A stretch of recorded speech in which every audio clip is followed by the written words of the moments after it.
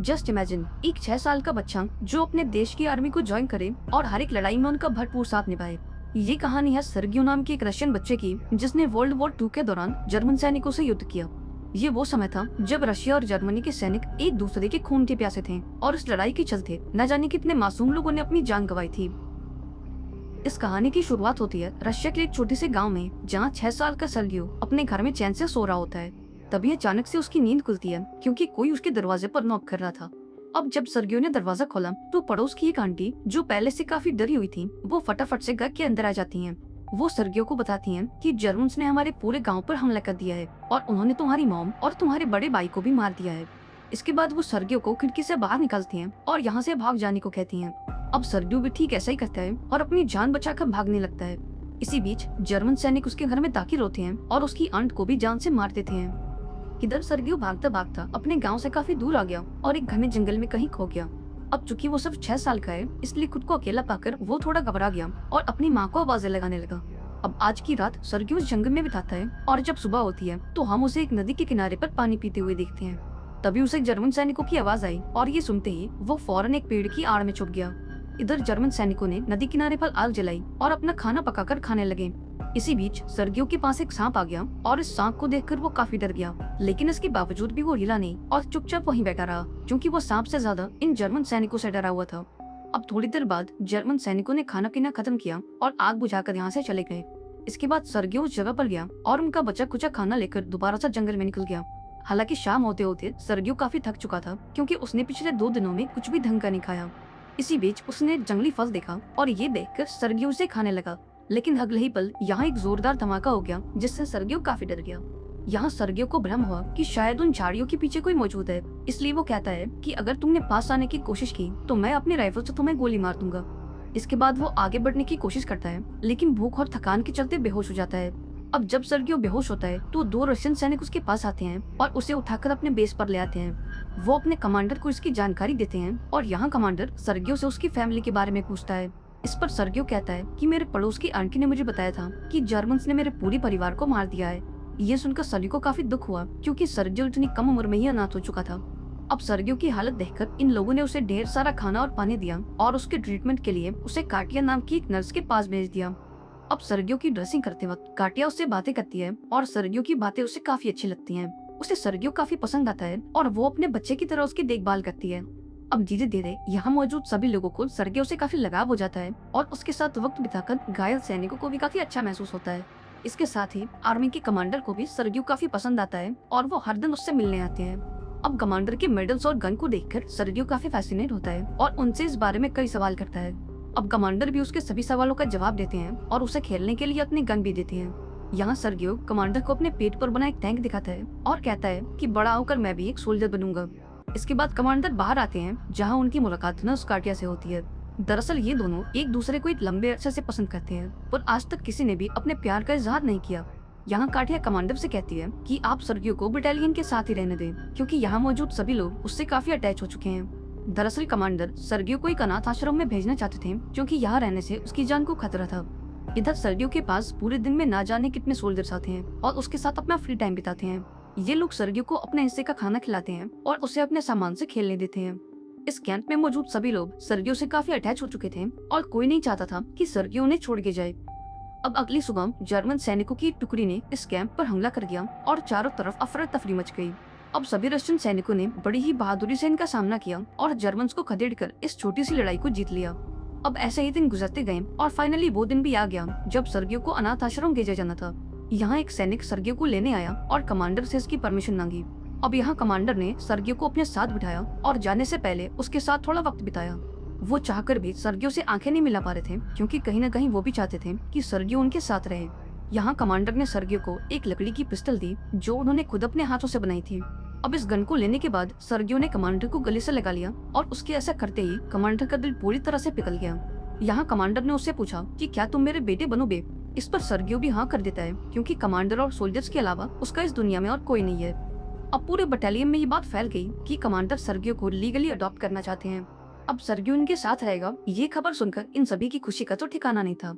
अब उस रात इन सभी सैनिकों ने मिलकर सर्गियो के लिए एक यूनिफॉर्म बनाई और अगली सुबह जब सर्गियो की नींद खुली तो कमांडर ने उसे उसकी यूनिफॉर्म और आर्मी के जूते दिए। ये देखकर सर्गियो काफी खुश हुआ और इन्हें पहनकर इधर उधर भागने लगा। अब सर्गियो का ये रूप देखकर कैंप में मौजूद बाकी लोग भी काफी खुश थे और वो सर्गियो को एक सैनिक की तरह सल्यूट मार रहे थे। लेकिन इसी बीच यहाँ कुछ जर्मन प्लेन्स आ जाते हैं और इस पूरे कैंप पर हमला कर देते हैं। इस हमले में बहुत से रशियन सैनिक घायल हो जाते हैं और कुछ की तो मौत हो जाती है। यहाँ कमांडर किसी तरह से सर्गियो को बचा लेते हैं और उसे एक सेफ जगह पर छुपा देते हैं। अब थोड़ी देर बाद जब जर्मन के प्लेन यहाँ से चले गए तो सर्गियो सभी घायल सैनिकों के पास गया और उनकी मदद करने की कोशिश की। लेकिन इस टेंशन भरे माहौल में कोई भी उसकी बातों पर ध्यान नहीं दे रहा था। अब सर्गियो सच में किसी काम आना चाहता था, इसलिए वो उस कैंप में गया जहाँ सभी घायल सैनिकों को रखा गया था। यहाँ उसने सभी सैनिकों को पानी पिलाया और उनकी छोटी मोटी मदद की। यहाँ एक सैनिक ऐसा भी था जिसने अपनी दोनों आंखें खो दी थी। ये सैनिक सर्गियो से कहता है कि मेरे परिवार ने मुझे एक लेटर भेजा है, क्या तुम उसे पढ़ दोगे? अब चूंकि सर्गियो 6 साल का एक बच्चा है, इसलिए उसे लिखना पढ़ना कुछ नहीं आता, पर वो इस सोल्जर की मदद करना चाहता था, इसलिए वो उस लेटर को उठाकर कुछ न कुछ बोलने लगता है। इसी बीच वो ये भी कहता है कि तुम्हारी गाय बिल्कुल ठीक है और अब वो बहुत सारा दूध भी दे रही है। इस पर यह सैनिक कहता है कि मेरे पास तो कोई गाय नहीं है। ये सुनकर पास मौजूद एक सोल्जर कहता है कि ये बच्चा जो भी कह रहा है तुम चुपचाप सुनते रहो। इसके बाद सर्गियो उस लेटर को अपने मन से पढ़ता है और उसकी प्यारी प्यारी बातें सुनकर सभी को काफी अच्छा महसूस होता है। अब ऐसे ही दिन गुजरते गए और अब सर्गियो जंग के माहौल में ढल चुका था। वो खुद को भी एक सैनिक मानता और एक सैनिक की तरह ही बिहेव करता था। एक दिन जब सर्गियो अपनी शेविंग कर रहा था तब 2 सैनिक उसके पास आए और उससे पूछा कि क्या तुम आज डेट पर जा रहे हो? इस पर सर्गियो ने कहा कि एक सैनिक कभी डेट पर नहीं जाता और हमेशा अपने देश की रक्षा करता है। इसके बाद वो कमांडर के पास गया और उनसे अपने लिए कुछ काम मांगा। यहाँ कमांडर ने कहा कि आज सैनिकों के घर वालों ने उनके लिए कुछ लेटर्स भेजे हैं, इसलिए तुम उन सारे लेटर्स को उन सैनिकों तक पहुँचा दो। इसके बाद सर्गियो उन सैनिकों के पास पहुँचा और एक एक करके उन्हें उनके लेटर्स दे दिए। अब ये काम पूरा करने के बाद वो अपनी दूरबीन के साथ खेलने लगा और खेलते खेलते बेस कैंप से थोड़ी दूर आ गया। तभी उसकी नजर एक भूसे के ढेर पर गई जहाँ उसे 2 लोगों के पैर दिखाई दिए। अब ये देखते ही सर्गियो फौरन बेस की ओर भागा और अपने साथियों को उसकी जानकारी दी। अब पहले तो किसी को भी सर्गियो की बातों पर यकीन नहीं हुआ, पर फिर भी वो इस बात की पुष्टि करना चाहते थे, इसलिए वो सर्गियो के साथ उस जगह पर पहुंचे जहां उन्हें 2 जर्मन जासूस दिखाई दिए। अब बिना समय गवाए उन्होंने इन जासूसों पर हमला कर दिया और इन दोनों को गिरफ्तार कर लिया। इसके बाद कमांडर सर्गियो को शाबाशी देते हैं और उससे कहते हैं कि तुम सच में एक बेहतरीन सोल्जर हो। अब यहाँ कमांडर उसे बताते हैं कि उसकी अडॉप्शन का प्रोसेस अब खत्म हो चुका है और कानून के मुताबिक सर्गियो अब उनका बेटा है। ये सुनकर सर्गियो भी काफी खुश हुआ और कमांडर को गले से लगा लिया। अब अगले दिन जर्मन्स में दोबारा से इन पर हमला कर दिया और चारों तरफ अफरा तफरी मच गई। अब इस लड़ाई के दौरान सर्गियो अपने बाकी साथियों की मदद करना चाहता था, इसलिए वो उन सभी सैनिकों तक बंदूक की गोलियां और खाने पीने का सामान पहुंचा रहा था। अब ये देखकर सैनिकों को उसकी फिक्र होने लगी और उन्होंने सर्गियो को दोबारा से बंकर में जाने को कहा, क्योंकि उसके ऐसे बाहर घूमने में काफी खतरा था। अब जब सर्गियो बंकर में वापस आया तो उसने कमांडर को काफी परेशान देखा, क्योंकि इस लड़ाई के चलते इनके रेडियो की कम्युनिकेशन लाइन टूट चुकी थी और ये लोग अपने हेडक्वार्टर से कांटेक्ट नहीं कर पा रहे थे। यहाँ कमांडर ने एक सोल्जर को बाहर भेजा ताकि वो उस टूटे हुए तार को ठीक कर सके और इसी बीच सर्गियो भी उस सोल्जर के पीछे चला गया। अब जब ये सोल्जर उस वायर को फिक्स कर रहा था तब जर्मन्स की एक गोली उसे लग गई और वो बुरी तरह से घायल हो गया। यहाँ सर्गियो उससे पूछता है कि उस टूटे हुए तार को कैसे ठीक करते हैं। इस पर ये सोल्जर बताता है कि तुम्हें उसके दोनों सिरों को आपस में जोड़ना होगा। अब ये सुनकर सर्गियो आगे बढ़ा और बड़ी सफाई से उस टूटे हुए तार को जोड़ दिया। अब उसके ऐसा करते ही रेडियो कनेक्शन वापस आ गया और कमांडर ने हेडक्वार्टर से कांटेक्ट करके मदद बुला ली और इस तरह से सर्गियो ने साबित कर दिया कि भले ही वही छोटा बच्चा है, लेकिन उसकी हिम्मत किसी सोल्जर से कम नहीं है।